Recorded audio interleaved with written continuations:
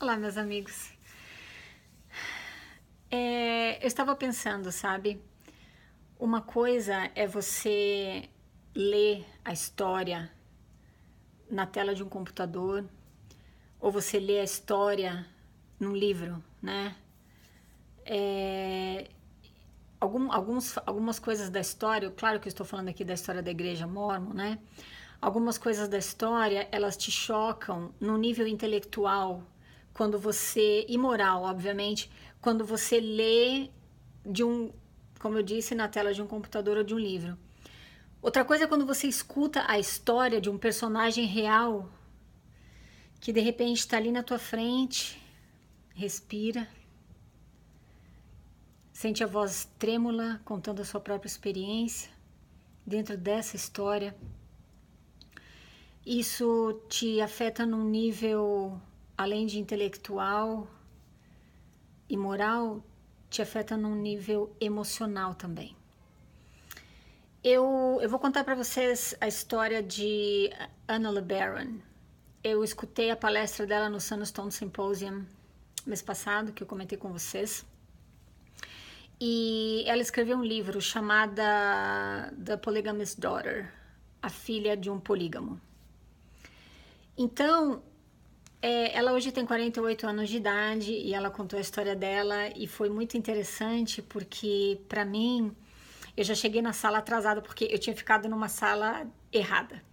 E aí, quando eu vi que não era aquela palestra que eu queria assistir, eu corri e tive que achar a sala dela. Então, quando eu cheguei lá, ela já tinha se apresentado, já tinha dado a introdução e eu peguei o bonde andando. Mas aquela história dela começou a mexer tanto comigo, eu falei, afinal, do que se trata? Quem é o pai dela? E no momento ela falou o nome do pai, Ervol LeBaron. Eu digitei no meu telefone Ervol LeBaron. E daí o choque foi muito grande quando eu vi a descrição dele. Que você pode fazer a mesma coisa também. Talvez em português tenha também essa descrição.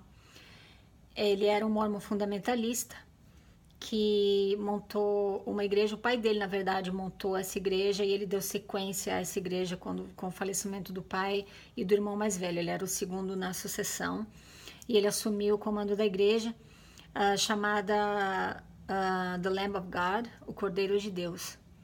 E aí fala na descrição que a igreja dele baseava-se em duas doutrinas mormons, poligamia e blood atonement, sacrifício por sangue. Quando eu li aquilo e eu associei a experiência que ela estava contando, com toda aquela emoção de uma pessoa real que realmente passou pelo que ela passou, eu tive um choque e eu chorei como criança. Eu fiquei até sem graça, mas eu chorei tanto porque eu pensei, gente, isso é real. Quando você aí me escuta falando sobre poligamia, você fala, mas isso aí já passou. Isso já aconteceu, não tem mais. Deus falou para fazer isso, agora ele mudou de ideia. Não, isso já acabou. Lá em 1890. Mentira, porque acabou 105 anos depois, mesmo assim. Mas você tem essa distância dos fatos, né? Que é normal, porque você não tem acesso, né? Você não tem a chance de escutar uma pessoa que passou pela experiência, porque se tivesse, a tua ideia ia mudar, a tua mentalidade provavelmente ia mudar.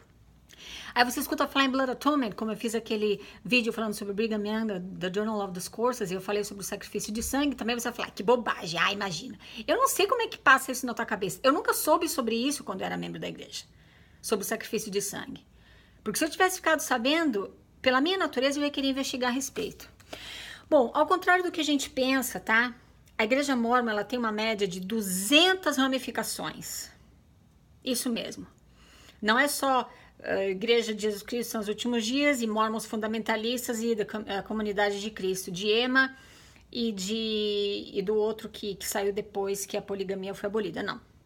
São 200 ramificações. O Cordeiro de Deus é uma delas. Bom, eu fiz algumas anotações aqui porque eu não quero esquecer os pontos mais importantes. Uma coisa interessante antes que eu me esqueça. Quando eu saí da palestra dela, eu queria comprar um livro.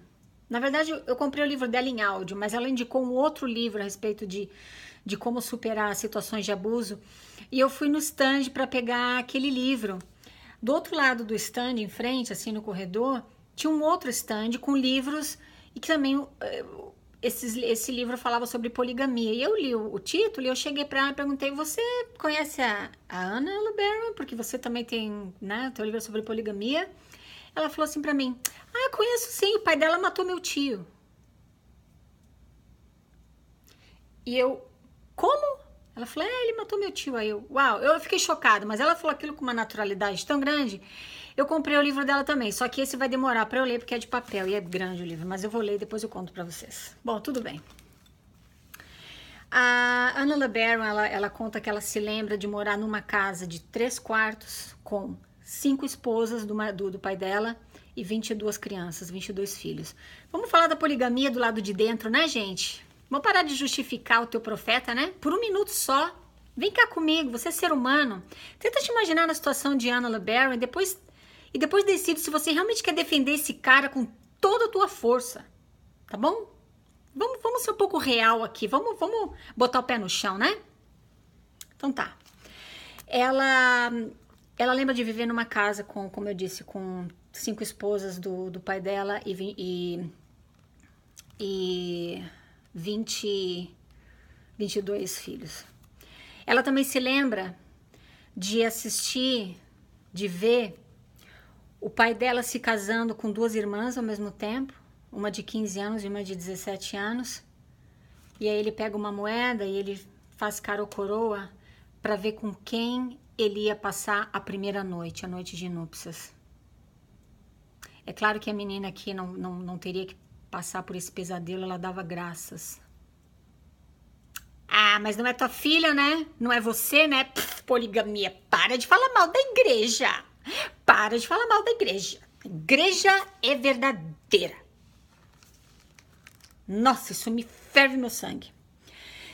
Anna LeBaron, ela foi morar, ela foi levada para o México, tá? Para morar com uma família que ela não conhecia. O casal tratava ela extremamente mal, eram membros da igreja também. Ela morou com esse casal por 1 ano, ele tentou abusar dela sexualmente algumas vezes, ela sempre conseguiu escapar, ela disse que por milagre ela conseguiu escapar, 9 anos de idade, tá? Não era tua filha, né? Ah, então vamos defender a poligamia, vamos defender Joseph, porque não era tua filha que tava lá, né? É fácil, né? Empatia e passa longe, né?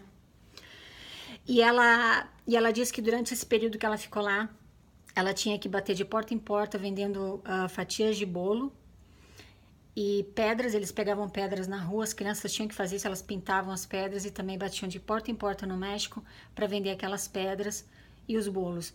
Tinham que vender tudo antes de voltar para casa. Voltavam para casa, colocavam o dinheiro em cima da mesa, não ficavam com um tostão.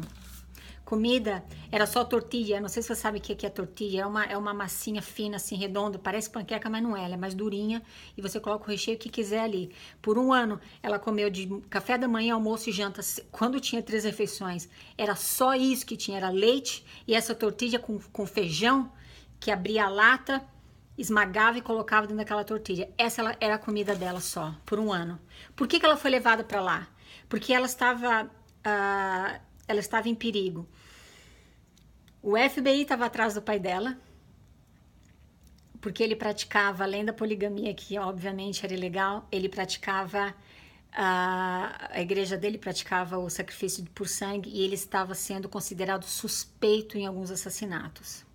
Então, quando eles sabiam, quando alguém informava o FBI tá vindo, a polícia tá vindo, eles pegavam, acordavam as crianças no meio da noite, sempre de noite, a Ana fala no livro, sempre à noite, acordava todo mundo, rápido, corre, vambora. Eles saíam, eles abandonavam tudo que estava na casa, tá, gente? Eles não podiam levar nada. Ela disse que ela saía com a roupa do corpo, às vezes não dava tempo nem de pegar um chinelo, ia para outra casa, sempre de algum outro polígamo, sempre de polígamos, ficava de galho em galho, e ficavam entre Utah e México, fugindo da polícia e do FBI.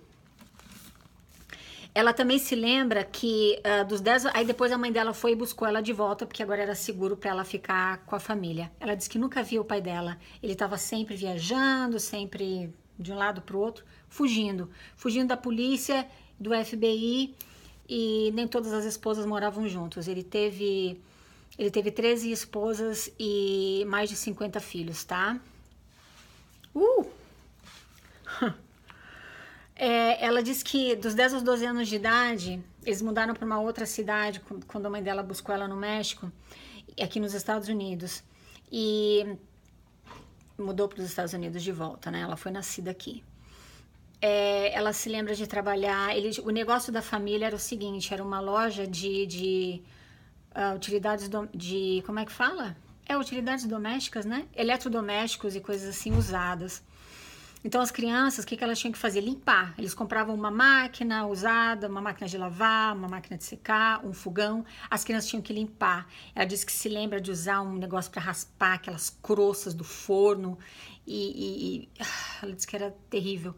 Trabalhavam 12 horas por dia, 6 dias por semana.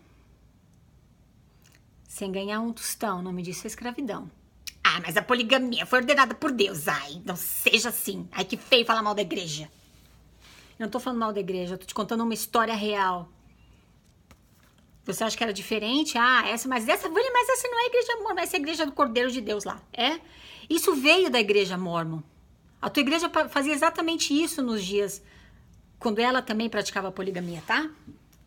Bota o pé no chão. Bom, e ela disse que muitas vezes depois do trabalho, quando eles saíam de lá, a mãe dela falava assim, vamos buscar roupa. Eles iam no Goodwill. Goodwill é como se fosse um brechó, roupas usadas. As pessoas dirigem, vão até lá, estacionam o carro e elas podem colocar doações num container bem grande que tem, mas aquilo tem um tubo de metal. As pessoas jogam pelo tubo de metal as doações lá, então fica cheio de roupas lá, e daí no dia seguinte, quando a loja abre, eles pegam as roupas de lá. Ela disse que ela se lembra de ela descer, porque ela era a filha caçula, né? A filha caçula, ela era a menorzinha dos que estavam no carro, então ela entrava lá, ela escorregava por aquele tubo, jogava o máximo de sacolas possível com roupas para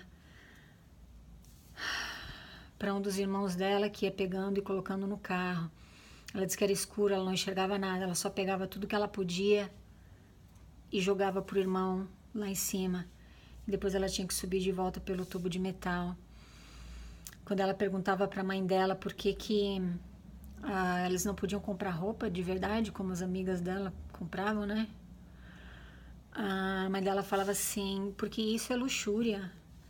O dinheiro, ele precisa ser usado em outras coisas mais importantes do reino. Essas roupas são suficientes pra gente, a gente não precisa de luxúria. Nós somos o povo escolhido de Deus. Vou continuar e vou fazer a segunda parte desse vídeo, pra não passar de 15 minutos. Tchau, tchau.